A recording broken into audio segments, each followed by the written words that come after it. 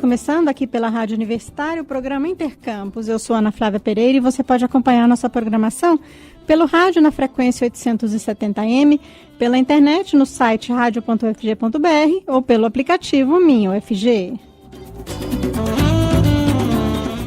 O grupo de dança Teatro Grudante do Campus Goiânia do Instituto Federal de Goiás apresenta hoje à noite o espetáculo Corpo Cerrado.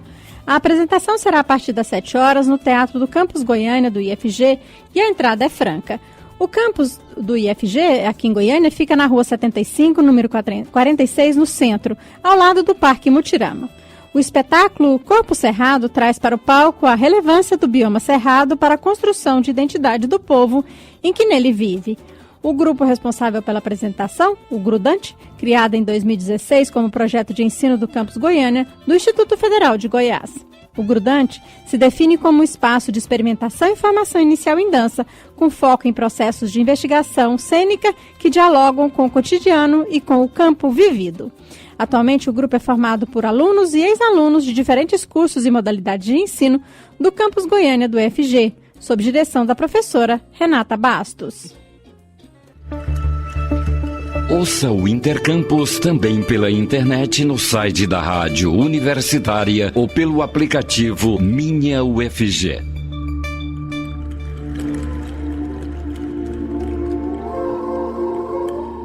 E hoje é dia da nossa parceria com a Regional Jataí, da Universidade Federal de Goiás, a Universidade Federal de Jataí em implantação. E quem nos traz as informações de lá é a Micaela Câmara. Olá, Micaela, o que você nos conta aí da em breve Universidade Federal de Jataí? Bom dia, Ana Flávia, bom dia, ouvintes.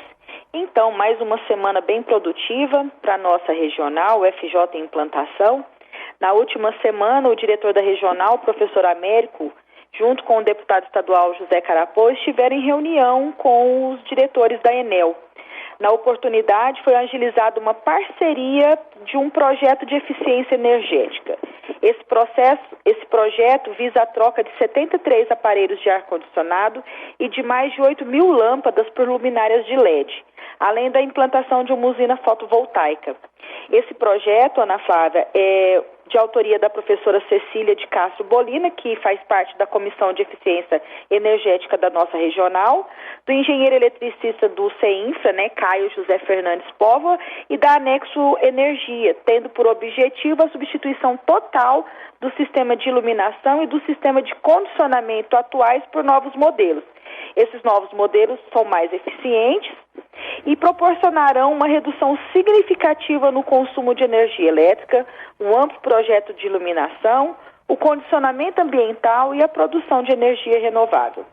De acordo com o diretor de sustentabilidade da Enel, Adriano Faria, esses equipamentos já foram adquiridos e o sistema de iluminação chegará ao UFJ em meados de dezembro, início de janeiro de 2020. A segunda parte da parceria, que é a instalação da usina fotovoltaica, também já está em andamento. O termo de cooperação está sendo analisado pela Procuradoria Jurídica da empresa e depois de assinado as obras serão iniciadas, com previsão para meados de 2020. Além disso, tivemos agora a primeira safra do mel UFG Regional Jataí, disponível para toda a comunidade. Essa primeira safra é fruto de um projeto de extensão do curso de zootecnia. Esse projeto é da professora Erin Caperuto e da professora Ana Luísa Aguiar de Castro. Eles pretendem servir de unidade modelo de produção de mel e produtos derivados, servindo como orientação para os pequenos produtores que desejam iniciar a atividade apícola. Também foi liberada na última semana, graças a uma emenda do senador João Campos, uma verba para construção de galpões de avicultura para o UFJ, no valor de R$300 mil. Esses galpões atenderão o setor de avicultura dos cursos de agronomia, medicina veterinária e zootecnia da nossa regional. Hoje é o que temos, Ana Flávia. Na próxima semana teremos a participação do diretor da regional, professor Américo Nunes da Silveira Neto. Que bom. Só notícia boa hoje, Micaela. Só notícias boas. Muito legal. Notícia boa e doce, né? Isso. Doce como o mel produzido em nossa regional. Muito legal. Tá certo, Micaela. Muito obrigada por sua participação e a gente aguarda, então, você e a participação do diretor aí da sua regional na próxima semana. Até mais. Combinado. Até a próxima semana. E hoje é dia da nossa parceria também com a Regional Catalão da Universidade Federal de Goiás. Aí, em breve, Universidade Federal de Catalão, que está em implantação, né? De lá, a gente vai conversar com o Wellington Alves. Oi, Wellington, o que você tem de novidade aí hoje? Olá, Ana Flávia, bom dia a você, bom dia aos ouvintes aí da nossa querida Rádio Universitária, da UFG. Bom, hoje vamos trazer 3 notícias aí de algumas coisas que aconteceram nessa última semana, né? Que passou aqui na Regional Catalão, como você bem disse, o FCAT em implantação, né? Essa transição está aí a caminho de se concretizar, né? Bom, a primeira novidade ela é referente ao nosso restaurante universitário. Está acontecendo, então, uma iniciativa inédita aqui no RU, que está sendo o fornecimento da refeição de café da manhã. Então, no último dia 5 de dezembro, iniciou-se a oferta, né, dessa refeição aqui no nosso RU, e ela vai acontecer até o dia 16 de dezembro. Então, das 6h30 da manhã até as 8h30 da manhã, todos os membros da comunidade acadêmica, né, servidores e universitários, podem desfrutar dessa refeição aqui no nosso RU. A iniciativa partiu da coordenação de assuntos da comunidade universitária, né, verificando a necessidade aí de que os alunos pudessem ter essa oportunidade de ter essa primeira refeição do dia aqui na universidade, né, e então, para os estudantes, esse benefício foi conseguido de forma gratuita, então ele é subsidiado pelas verbas da própria coordenação de assuntos da comunidade universitária. Então, é um benefício exclusivo para os alunos e servidores que se interessem também em tomar um café ali no nosso RU. O custo é de R$ 3,07.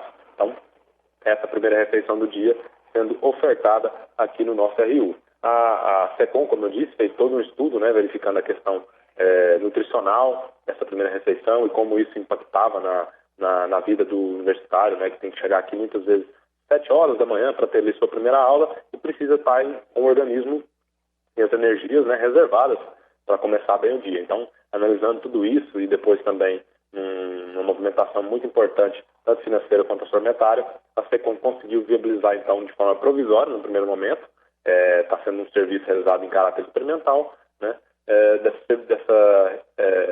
servir os cafés da manhã aqui no nosso RU. Então, quem tiver interesse, às vezes estiver passando aqui por Catalão, né, quiser um café da manhã acessível, servido café, leite quente ou gelado, tem o pão, tem toda uma manteiga, tem uma fruta também que é fornecida. Então esse é o conjunto aqui do nosso café da manhã, certo? Então essa é uma das grandes novidades que a gente teve aí, começou na última semana, né, e vai até o dia 16 de dezembro. Outra novidade foi outro momento também muito bonito e emocionante aqui, foi a participação de um grupo de convivência de idosos que estão vinculados a um dos nossos projetos de extensão aqui, que são movimentados pelos cursos de Educação Física, Enfermagem e Psicologia, que puderam ter a oportunidade de assistir uma defesa de TCC aqui na nossa universidade. Esse grupo de convivência, então, foi convidado através da ação de extensão e eles vieram presenciar a defesa de trabalho de conclusão de curso da acadêmica do curso de enfermagem, Arielle Luiza Nunes Silva. Inclusive, o título do trabalho dela tem total relação com esse grupo de convivência. O título do trabalho foi O Grupo de Convivência e seu papel na qualidade de vida e reinserção social de idosos.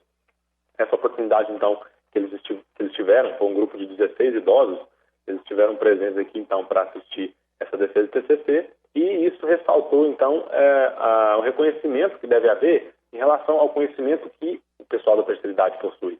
Eles podem se sentir, então, valorizados quando eles notam que um trabalho acadêmico, uma apresentação acadêmica, eles estão ali podendo presenciar e podendo ver que os conhecimentos que eles tiveram e que, inclusive, contribuíram para o trabalho da acadêmica, tudo isso foi valorizado e devidamente aproveitado, né? Então, foi muito importante aí a participação deles, foi tudo registrado, né? Dá para ver os rostinhos com os sorrisos deles aqui nas fotos que foram tiradas na ação. Quem tiver depois a curiosidade de saber mais detalhadamente é só acessar o nosso site, está lá a matéria. Então, assim, o projeto também ressaltou essa questão, né? Muitas vezes se acha que a questão da terceira idade é apenas voltada para questões das atividades físicas, mas não, eles também precisam estar sempre ali tendo reforçado a sua participação nas questões sociais, econômicas, culturais, espirituais e civis, né? Não somente a questão da parte física. Então, esse foi uma realização do nosso projeto de extensão aqui, que foi muito bem visto por toda a comunidade acadêmica, né? Então, quem tiver mais curiosidade também a respeito desse acontecimento, é só acessar o nosso site, que está lá a matéria. A matéria sobre o café da manhã no RU também. E uma última novidade, essa já dentro do nosso processo aí de transição para a Universidade Federal de Catalão, que foi uma última movimentação que aconteceu na semana passada, no dia 5 de dezembro. Para que haja a nomeação da reitoria pro tempore, era necessário que fosse feita um procedimento em relação a CD, né, que é o cargo de direção, aquela gratificação que é paga ao reitor e ao vice-reitor. Então, é necessário que houvesse um movimento entre o FG e MEC para que fosse possível realizar a formação de uma CD, né, de nível 1, que é a CD que é destinada ao cargo de reitor ou reitora de uma universidade. Então, isso aconteceu, né, a Universidade Federal de Goiás, juntamente com o MEC, realizaram aí a junção de 2 CD3, inclusive uma delas que era ocupada pela nossa diretora, atual diretora, e juntando essas 2 CDs, então, essas 2 CD3, formou-se, então, a CD1, né, o cargo de direção nível 1, que era necessário para que houvesse, então, a indicação do reitor da UFCAT. Então, isso aconteceu no dia 5 de dezembro, já foi publicado no Diário Oficial da União, e, então, o trâmite agora para a nomeação da nossa reitoria pro tempore segue lá no Ministério da Educação para que haja esse próximo passo, que seria a indicação do reitor e a sua nomeação, certo? Então, esse é o pé que está aqui, a nossa transição de regional da UFG para a Universidade Federal de Catalão. Bom, Ana Flávia, essas nossas informações dessa semana. Tá certo, Wellington. Muito obrigada por suas informações e até semana que vem, então. Nós é que agradecemos o espaço aqui e semana que vem estaremos aqui, então, contando também com a presença da nossa diretora para estar fazendo aí um balanço do nosso ano aqui na Regional Catalão UFCAT. Um abraço a todos. Que bom. Até semana que vem. O Intercampus faz um pequeno intervalo e volta já. Intercampus, de segunda a sexta, às 11h30 da manhã. Fique ligado.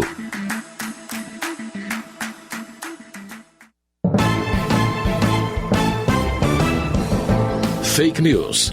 Cheque se a notícia saiu em algum outro veículo de informação, jornal, revista ou site conhecido e com credibilidade. Tome cuidado. Às vezes, uma parte da informação é verdadeira. Em outras, é um trecho usado fora de contexto ou antiga compartilhada como nova. Essa manipulação contribui para a desinformação. Rádio Câmara. Credibilidade direto da fonte. Apoio Rádio Universitária. Estamos apresentando Intercampus.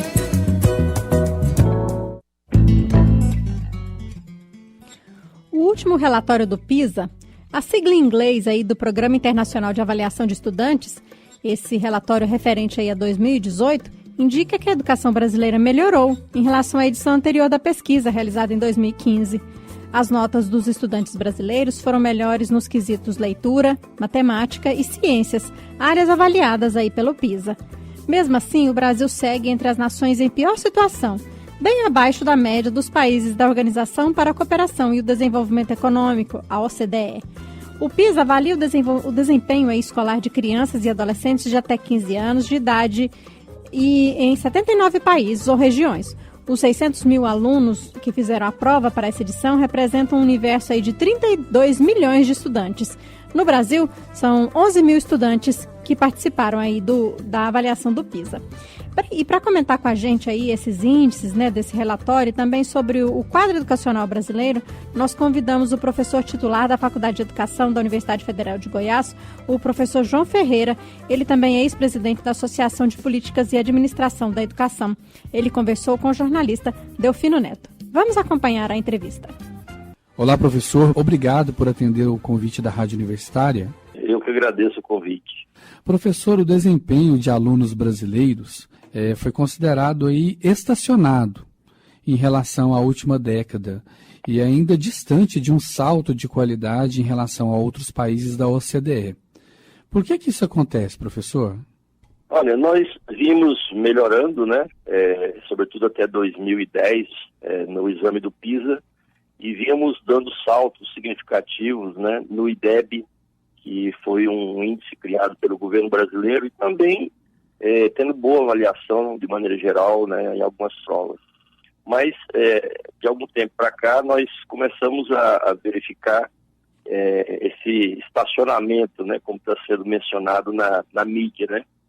Em parte, eu creio que se deve à crise econômica, mas a gente tem que levar em consideração também que o PISA é um exame que mede os países todos, né, que são participantes da OCDE, e esses países têm condições de oferta de educação muito diferenciadas, né?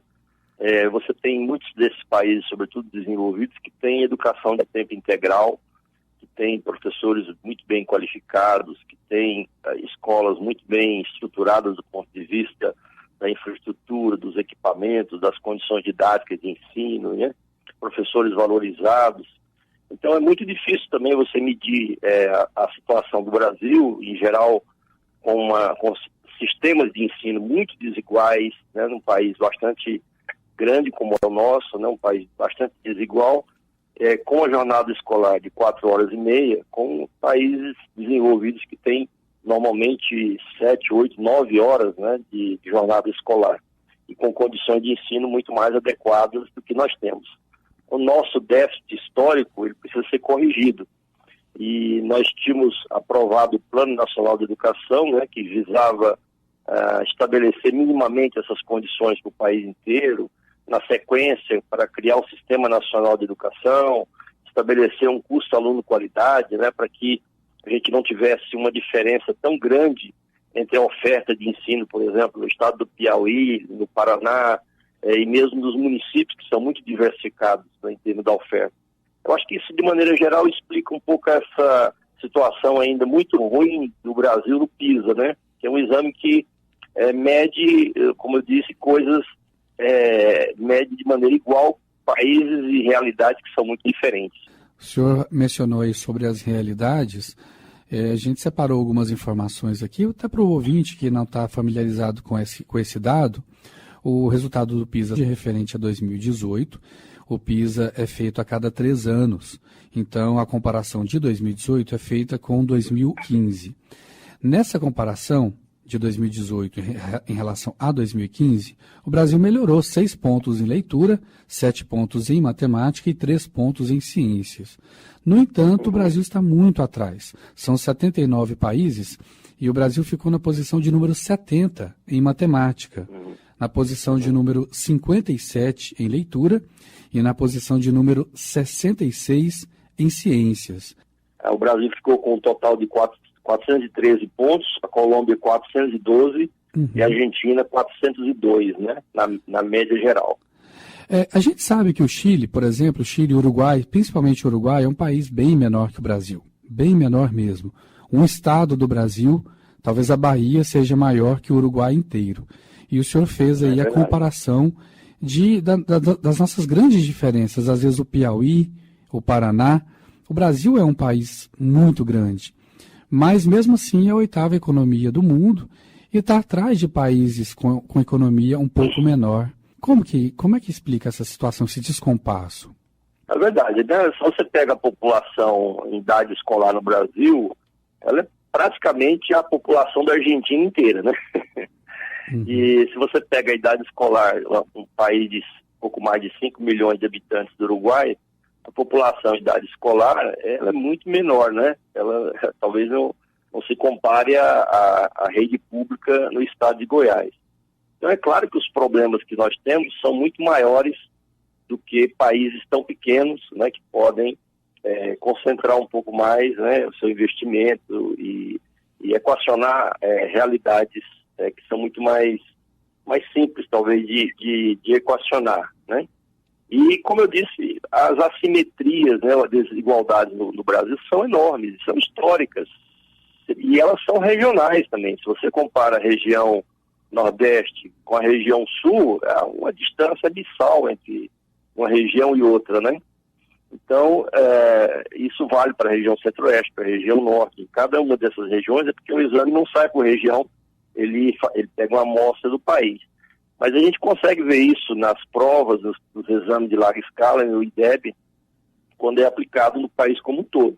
E também a realidade das redes, né? Se você pega as escolas da rede federal, você vai ter uma realidade. Se você pega escolas particulares, uma outra, dos municípios, outra, e assim por diante, né? Então, há muitas assimetrias e muita desigualdade, né? Claro que há. E também isso tem a ver com a própria história de cada país, né? O Uruguai, por exemplo, é um país que investiu muito em educação, né? E equacionou grande parte desses problemas. Isso se reflete, né, numa avaliação um pouco melhor na região, né? Mas a gente, como você mesmo colocou, os dados mostram que o Brasil não piorou, digamos assim, na avaliação que tinha em relação à matemática, ciência, leitura, e a leitura está um pouco melhor. O que acontece é que alguns outros países melhoraram mais, né? O caso da China, que se destacou enormemente, né, nesse exame do PISA. Isso significa que o país está fazendo um grande investimento em educação, provavelmente tornando as escolas de tempo integral, valorizando os professores, mudando todo o ambiente de ensino-aprendizagem, e é isso que nós temos que fazer no Brasil. Nós temos que fazer política de Estado, que você não muda a educação de um dia para o outro, né? Isso leva uma década, 2 décadas para você mudar essa realidade. E sem priorizar a educação, investimento em educação, a gente não vai conseguir isso.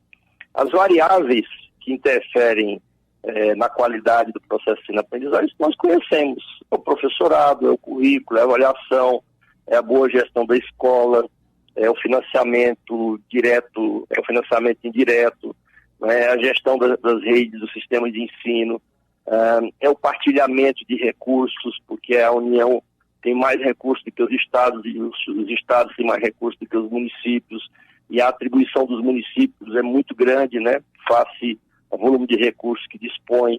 Então nós temos que trabalhar nessa direção. Isso leva tempo, né, mas tem que ser um esforço do Estado brasileiro, da sociedade brasileira, para a gente ir melhorando, né, nesses indicadores, sobretudo os indicadores que nós temos, por enquanto, que eu acho que até são mais relevantes. Não adianta só fazer os exames de larga escala e fazer esse nível de comparação. Nós precisamos fazer avaliações que ajudem, né, o sistema de ensino, o professorado, a identificar quais são os problemas e como trabalhar melhor, né, nas escolas para a gente equacionar esses problemas de aprendizagem.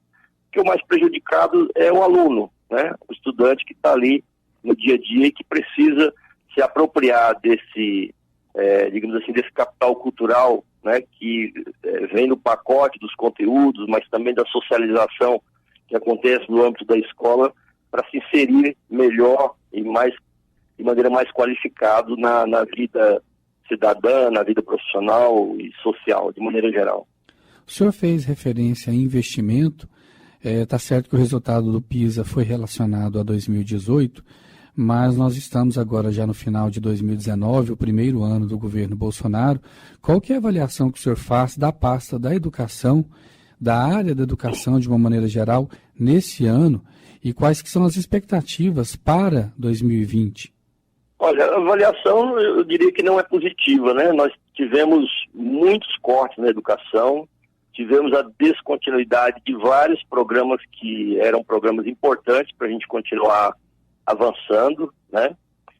Isso se reflete na educação básica, mas também se reflete na situação das universidades, dos institutos federais, se reflete na ciência e tecnologia.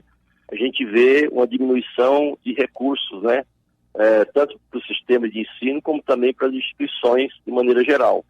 Isso vai continuar impactando negativamente, né? E as proposições na pasta de educação não são proposições que eu diria que a gente consiga ver que terão algum impacto na melhoria do PISA ou mesmo do processo de ensino-aprendizagem dos estudantes.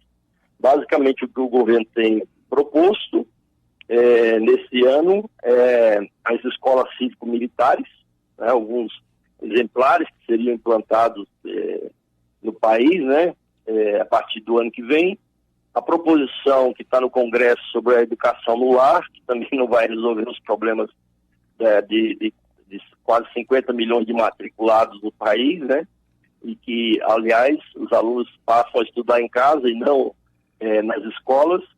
E, mais recentemente, o governo lançou o programa Educação na Prática, né, para que os alunos do ensino fundamental, segunda fase, ensino médio, possam utilizar-se da infraestrutura de faculdades, sobretudo privadas, no país, né? Então, eu diria assim, foi um ano meio perdido, né, para a área de educação, e se nós estamos estagnados, né, melhoramos levemente em matemática, ciência e leitura, mais em leitura, eu diria que nessa caminhada aí desse último ano, nós tendemos a piorar muito no próximo exame do PISA, e isso deve se refletir mais para frente. Uma última pergunta, professor, aproveitando a sua presença aqui conosco, qual que é a avaliação que o senhor faz especificamente do projeto de escolas militares? Olha, eu não sou estudioso da temática, assim, isso tem sido objeto de muita discussão no país inteiro, né? Normalmente os colegas que estudam essa temática têm feito uma diferença entre o que é a escola militar e o que são escolas militarizadas, né? A escola militar, ela existiu já no país desde o Império, né? Elas, enfim, ligadas às Forças Armadas ou ligadas, de maneira geral, aos militares. Agora, a escola militarizada tem aparecido, né, aqui em Goiás, que mais ou menos puxou, né, essa experiência, né, e que tem difundido, né? Eu acho que, de certa maneira, ela reflete esse momento de insegurança na sociedade, de muita violência, e achar que nós vamos resolver os problemas sociais, de certa maneira, criando esses espaços, né, em que as crianças vão ser educadas. Mas há muita seletividade nesse processo todo, muita crítica, né, a uma educação que não é tão plural e que não favorece a autonomia cidadã das pessoas, né? De qualquer maneira, é um debate a ser feito, que também passa pela questão da disciplina, passa pela questão da autoridade, e que tem muito a ver com um modelo mais tradicional de educação para um tempo que requer uma educação, talvez, numa outra direção que não essa, né? Eu não creio que escolas militares sejam a solução, né, especialmente para uma sociedade que a gente deseja ser democrática, plural, e que um modelo como esse possa se estender para 40, 50 milhões, né, de matriculados em todo o país, né? Acho que a função da polícia é uma, a função da escola ou dos professores é outra, né? Nós deveríamos estar caminhando em outra direção. Se a gente tiver as condições nas escolas públicas, que, por exemplo, as escolas militares possuem, certamente o desempenho das escolas públicas seria muito maior do que nós temos hoje. Ok. Professor João Ferreira, da Faculdade de Educação da UFG, muito obrigado pela participação. O espaço continua sempre aberto e até a próxima. Obrigado, eu que agradeço, Delfino. Bom trabalho. Bom, e com essa informação, né, a gente vai encerrar o Intercampus de hoje. Os trabalhos técnicos foram de Ana Cláudia Rezende. Obrigada pela audiência e até amanhã.